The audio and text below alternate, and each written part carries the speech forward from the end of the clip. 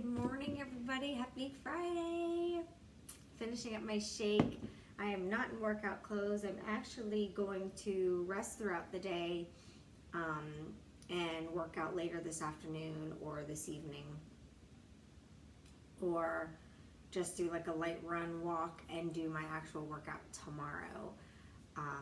Had a really weird episode this morning, so I almost ended up passing out in the bathroom. So I don't want to pass out home alone while I'm working out. Good morning, Valerie. Good morning, Mom. So I'm going to rest today. I'm going to get my work done today and things like that. And then see how I feel later once Alex is home. So someone's here if I do decide to do my workout. But my core is looking good, which has been my focus point. You know, like this whole area right here for such a long time just always felt and yucky, and I could never like get it to not feel bloated. So we're finally getting to that point where it's feeling comfortable. But I want to talk to you guys about knowing your body, because that's so important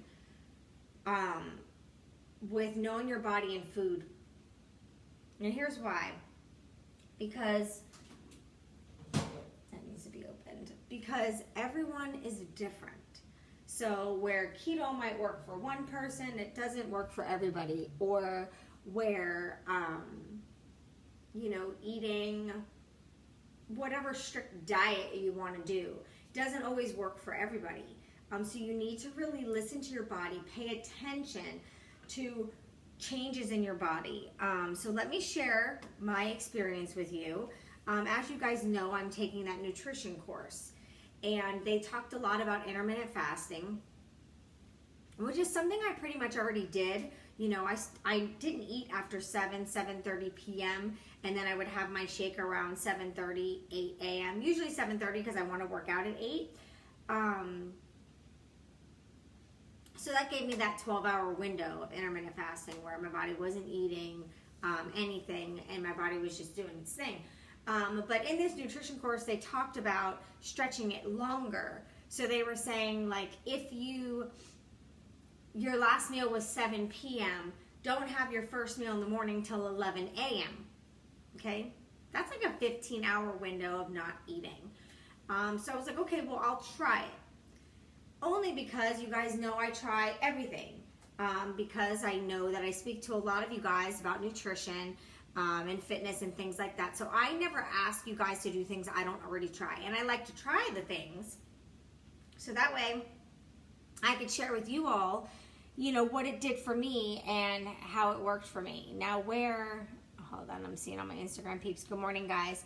So where for some people that works fantastic, for me, I didn't like it so much because one, I really do enjoy having my shake in the morning when I get up before my workout. Wakes me up, gets me going, but it wasn't horrible. So if I ever had to wake up and do like a 6 a.m. workout, then I would have my shake after. But, I'm doing an 8, 9 o'clock workout. I want to have my shake first. So for me,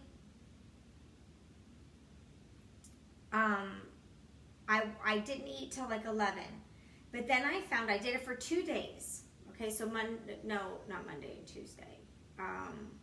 Days did I do it? The last 2 days. So I did it Wednesday and Thursday. Yes. So for me,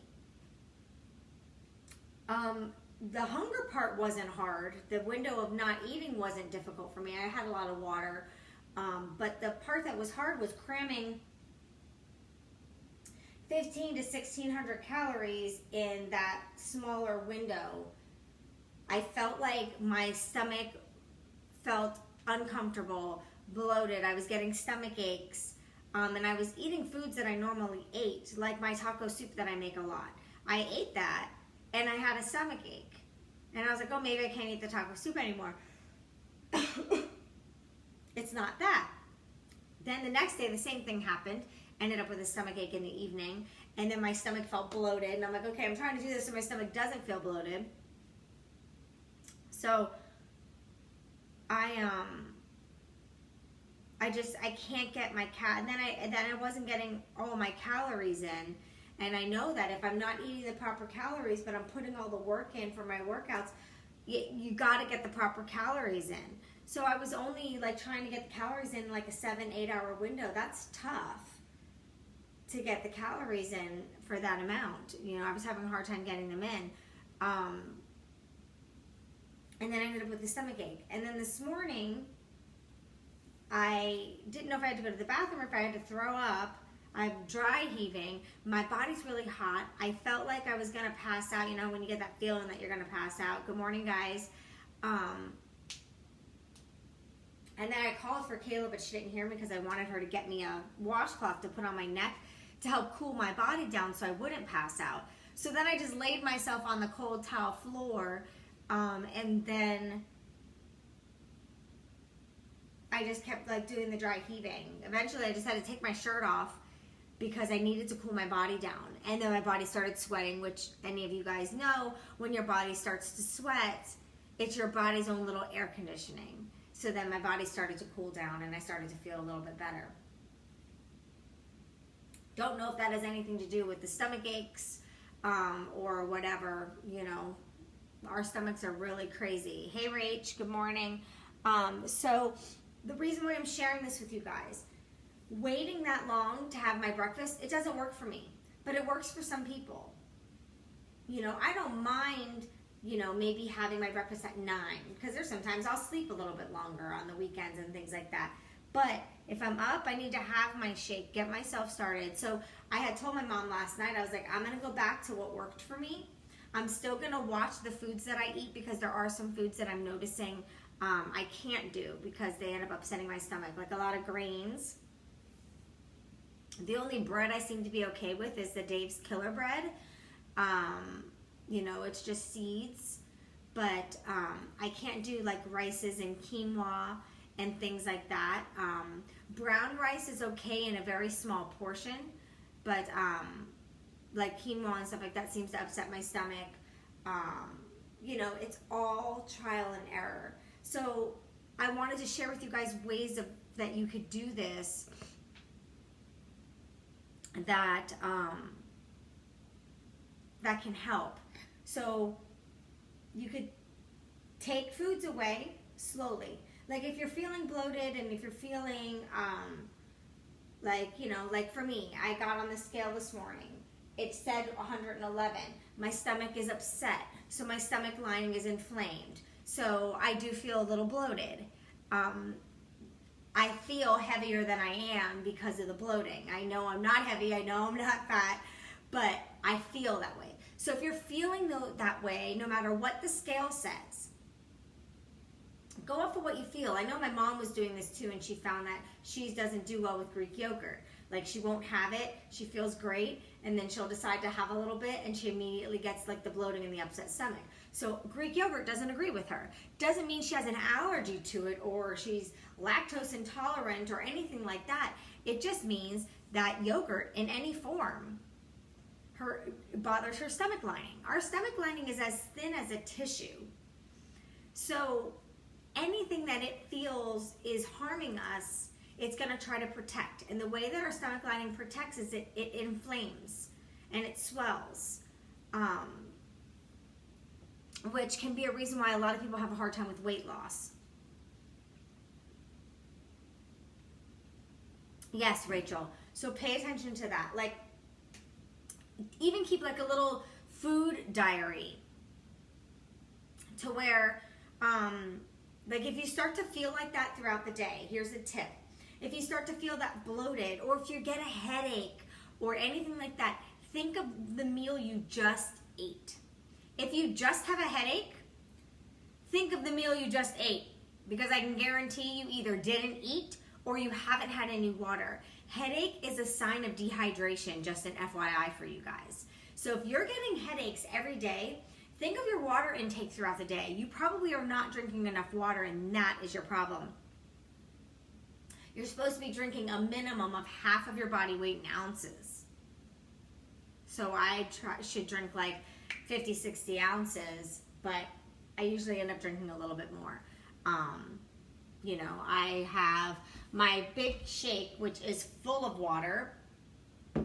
So this is like 10 of my 50 ounces. And then I have my hydration drink during my workout, which is another 10. And then I have my Recover, which is like 8. So I get most of my water at the beginning of the day by the time it's like 10 a.m. But I still do fill this up a couple times, and this holds 32 ounces, I believe. Yeah. And so this I only need really one time, but sometimes I fill it up a couple times.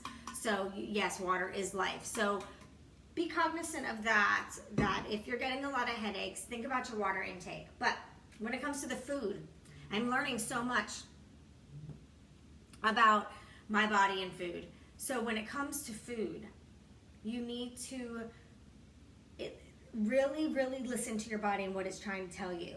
Like I put on a pair of my jeans yesterday that I thought fit me, but they felt a little uncomfortable. You know, like when they give you the stomach belt, so like they push into you and make you look like you got this stomach belt and like you're fat, and they make you feel fat, but you know you're not. That's how they felt to me, and I was like, what is going on? And then I realized I was having inflammation in my stomach. That just this area right here, call it the mom pooch. Just this little area around our belly buttons, you know. Have babies. I mean, you got to think about what our bodies have done. They're amazing, right? So this area right here is what shows my inflammation. You have to know your body. You have to know where your body holds its fat. Mine is always right there. You could tell if I did a lot of drinking in the holidays or anything like that, because it shows right there for me. I'd rather it show in my butt, but it shows right here. So you really have to think about, like, if you're feeling any specific ways, any bloating, a little nauseous, or you're not hungry, your body's trying to tell you something. So really think about what you ate. I try to write down my food. Like I'll work on that today. I'll make my grocery list today and stuff like that so I can do my grocery shopping tomorrow. And that way I always have a reflection. And if I ate something different, I'll write it down. Excuse me. But you can get like symptoms from your food. So, I mean, they could be, like, this tracker came from the nutrition class that I'm taking. So there's a food symptom tracker, and it says none: joint pain, gas, bloat, diarrhea, constipation, reflux, headaches, anxiety, runny nose, and other. So, like, I can circle how I felt that day and try to figure out what food. Maybe don't eat that the next day. See if it's different. But you definitely have to do trial and error with all of this, because everyone is different. There is no cookie cutter way to eat. Everyone's body is unique. We all have the same organs, we all have skin, we all have the same things, but our insides are unique. They work differently. So it's something we have to keep in mind when you're dealing with stomach problems or even headaches, or like it said, anxiety, you know, anything like that. So be very mindful of how you feel today, and look at your food, reflect on your food. I do better with less fruit. I've noticed I've dialed my fruit down a little bit, and my anxiety isn't as much. So maybe that too much natural sugar triggers my anxiety. Excuse me. I'm trying to think of what changes I've made. I have had a little less carbs. My body does well with different types of carbs. My body does well with sweet potato, and my body does well with this bread.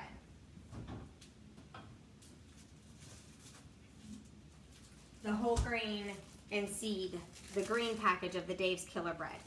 But I won't make a sandwich with this. I'll just have one piece and put like some ghee on it. I think, is that how you pronounce it? I'll use that. I use that as my butter, which I'll show you the one that I use. This is a good form of healthy fat. So this is the one that I've been using. And I use this as my butter. You don't have to refrigerate it. It's really hard to get it open, but you don't have to refrigerate it. It smells really good. It's good on toast. It's good to cook with. It's good to bake with. Use that in lieu of butter on any recipes, and you're gonna up your healthy fat intake. My body does better with a larger portion of healthy fat and a less portion of carbs. I still eat my carbs. If I want chips and dip, I'm gonna have the chips and dip. I'm just gonna know that I'm gonna feel a little bit squishy, I guess you can say. But it's worth it because I love chips. But it doesn't upset my stomach. It just makes me feel squishy. So you just have to know your body. You have to know things like, for me, carbs like beans, like black beans or kidney beans, that's a better carb for me than having rice or quinoa. I'm not a big rice fan. I used to be a big rice fan. I'm more of a sweet potato kind of girl. I like to dip it in my mustard. But you just have to know your body, try different foods, see how they work for you. Some foods will make you bloated, make you gassy, make you feel fat. And if you get that feeling from that food, that's your body's way of telling you that that food does not agree with your stomach or your stomach lining. So make sure you're very, very mindful of what your body's trying to tell you. If you are one with your body and you pay attention to your body, you can figure out the nutrition plan you should follow. Like a lot of these nutrition plans out there, they're just a guide to help you figure it out. Like the containers that I use. That's to guide for me to learn portions, because you can overeat on healthy food as well. So, you know, everything is a guide, but you have to trial and error and tweak and change and do a bunch of different things. Like I had some people telling me that they were doing the containers and they're like, but I don't feel any different. Well, then let's look at the food that you're putting in the container, because that's just a guide to help you with portion control. You have to take the time to figure it out. It has to be important enough for you, for your health and for how you're feeling. That's all. You don't want irritated stomach lining all the time. It's always going to be swollen. So you're always going to feel squishy, you know? And I was feeling like that for a little bit. Like I felt like I had swallowed a tire, right? Felt squishy. And that's why, because I needed to figure the foods out. So it was going to take a little bit of time. I think this morning, all of that happened because I had an upset stomach the last 2 nights, because I've been like trying to squish all my food that I normally have from 7 a.m. to 7 p.m., squishing it and condensing it into eating it in a 7-8 hour time frame. I don't like huge, big meals. I can't eat it. Yesterday, I tried to eat a bigger meal to throw more calories in. I couldn't eat the whole meal. So you have to know your body. You have to know what works for you. Intermittent fasting, going 15 hours without food, that works for some people. Not this chick. And that's fine. That doesn't mean intermittent fasting is horrible and no one should do it. It just means it didn't work for me. At least for that. Let me back up. It works for me because I already do a 12-hour time frame. The longer period stretch doesn't work for me because I need a longer period to get my food in. I mean, and sometimes we eat dinner at 5:30. And I don't eat. I've always had that mentality of you don't eat after dinner. Don't have nighttime snacks. That's where a lot of mistakes end up happening on this type of journey with nutrition, is people that have the snacks. So definitely don't do that. I'm trying to think if there's anything else that I wanted to tell you about your food and your body. I think that's all I had to say. So just be very, very mindful of your feelings, what's going on, and then reflect on the food that you ate up until that point and get an idea of what it might be. For a little bit, I thought it was eggs that was making me feel that way, but I'm still eating eggs and I'm not feeling that bloated feeling. So I did take away fruits. I'm not eating as much fruit. I have my banana every morning in my shake because, believe it or not, a lot of people get upset stomachs from bananas, and I know they're high in carbs, but when I don't have my bananas, I get an upset stomach. So bananas and me work well. So if it ain't broke, don't fix it. So I'm going to continue with my banana. But other than that, like, I'm not really eating a lot of fruit throughout the day. So maybe my body just doesn't do well with a lot of fruit. Like I might have a handful of blueberries for the antioxidants, you know, as a snack. Put that with a little bit of Greek yogurt and a little bit of honey or something. But, you know, I haven't had apples, which is the one fruit that I cut out because I was trying to learn about the carbs in different fruits. So I was having almost an apple every afternoon with my yogurt and some granola. That's a carb overload meal with the carbs that are in apples and then the granola, right? So I was like, okay, I'm not going to have the apples anymore. maybe I'll try something else. So I haven't eaten apples as much. I haven't eaten mango as much either because it was high in carbs, but mango I know doesn't upset my stomach. So I don't know if it's the apples. So what I'm gonna do to test that is today or tomorrow, like over the weekend, I'll have an apple. And I'll see what my stomach does after I have that apple.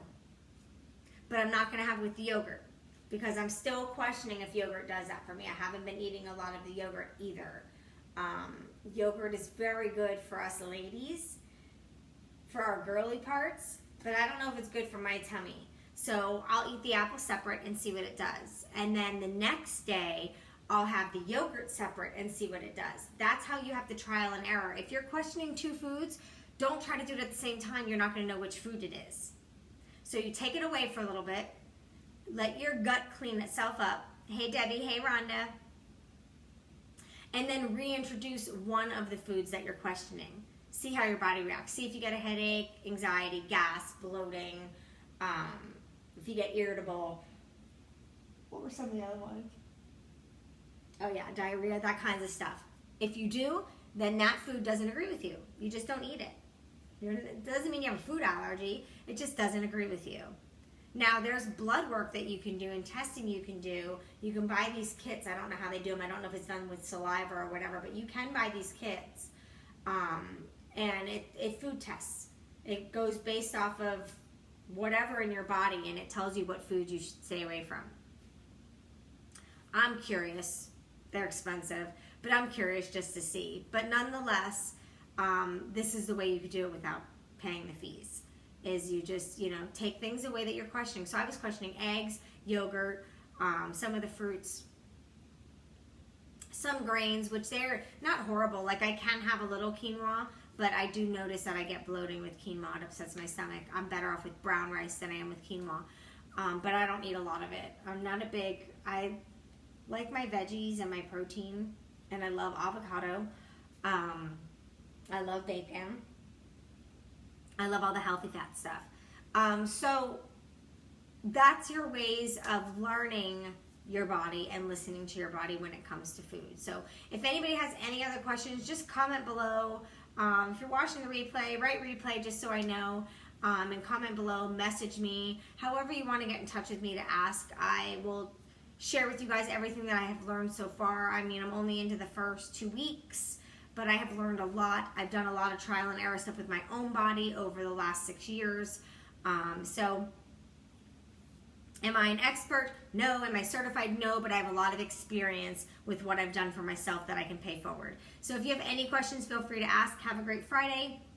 Cheers to the weekend. I'm going to finish this drink and enjoy my morning. Have a great day. Bye.